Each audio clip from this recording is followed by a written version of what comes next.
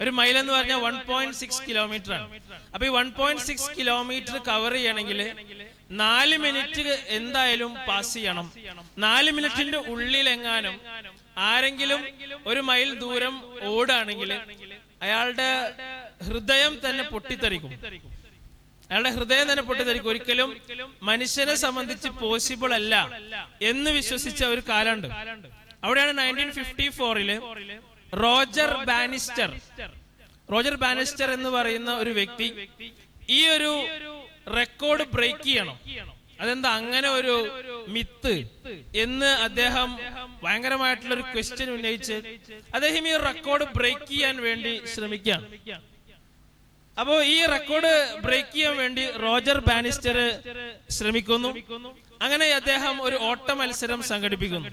ഈ ഒരു ഓട്ട മത്സരത്തില് എന്ത് സംഭവിക്കുന്നു എന്ന് ചോദിച്ചു കഴിഞ്ഞാല് ഈ ഒരു 4 മിനിറ്റ് മൈൽ എന്ന് പറയുന്ന മിത്ത് ബ്രേക്ക് ചെയ്യാനുള്ള ഭയങ്കരമായ വാശിയാണ് അദ്ദേഹത്തിന് ഉണ്ടായത്.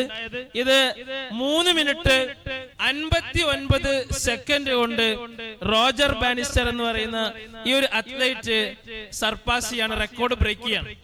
ഹ്യൂമൻ ഹിസ്റ്ററിയിൽ അതുവരെ ഉണ്ടായിരുന്ന ഒരു കോൺസെപ്റ്റിനെ റോജർ ബാനിസ്റ്റർ എന്ന് പറയുന്ന ഒരു സാധാരണക്കാരനായ മനുഷ്യൻ 4 മിനിറ്റ് മൈൽ ഇന്നും നിങ്ങൾ ഗൂഗിളിൽ സെർച്ച് ചെയ്ത് കഴിഞ്ഞാൽ നിങ്ങൾക്ക് ഇതിനെ പറ്റിയുള്ള കൂടുതൽ കാര്യങ്ങൾ, ഹിസ്റ്ററി നിങ്ങൾക്ക് മനസ്സിലാക്കാൻ പറ്റും.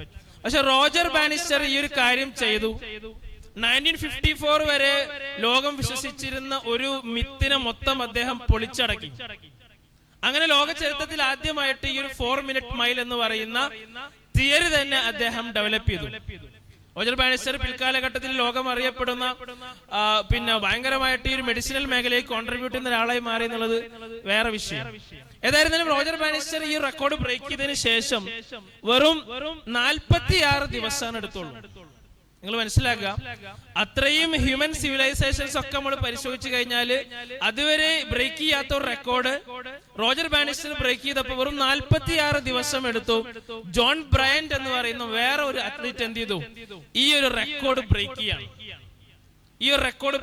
വെറും 46 ദിവസം കൊണ്ടാണ്. കാരണം എന്തായിരിക്കും കാരണം? നിങ്ങൾക്ക് നിങ്ങളുടെ ഭാഗത്തുനിന്ന് പറയാം. ഒന്നുമില്ല കാരണം ഭയങ്കര സിമ്പിൾ ആണ് അല്ലേ? ഒരാൾ കൃത്യമായി കാണിച്ചു കൊടുത്ത വഴിയിലൂടെ ഒരുപാട് ആളുകൾക്ക് പിന്നീട് സഞ്ചരിക്കാനുള്ള ഒരു പ്രചോദനം ഉണ്ടായി എന്നുള്ളതാണ്. അപ്പൊ അതുകൊണ്ട് നമ്മളുടെ മുന്നിൽ ഒരുപാട് മാതൃകകൾ ഉണ്ടാവും. ആ മാതൃകകൾ പലതും നമുക്ക് ഇമിറ്റേറ്റ് ചെയ്യാൻ പറ്റുന്ന, ഫോളോ ചെയ്യാൻ പറ്റുന്ന നല്ല മാതൃകകളാണെങ്കിൽ തീർച്ചയായിട്ടും അത് നമ്മളെ സംബന്ധിച്ച് നമുക്ക് ഫോളോ ചെയ്യാൻ പറ്റുന്നതാണ്, നമുക്ക് അതിലേക്ക് എത്തിപ്പെടാൻ പറ്റുന്നതാണ്. മാത്രമല്ല, ഇതുവരെ ആരും ചെയ്യാത്തൊരു കാര്യമാണെങ്കിൽ പോലും അതൊരു പക്ഷെ നമ്മൾ ചെയ്താൽ നമ്മളിലൂടെ ഒരുപാട് ആളുകൾക്ക് ചെയ്യാനുള്ള ഭയങ്കരമായ ഒരു ഇൻസ്പിറേഷൻ കൂടെയായിരിക്കും എന്നൊരു മെസ്സേജാണ് ഇതിലൂടെ എനിക്ക് നിങ്ങളോട് പറയാനുള്ളത്.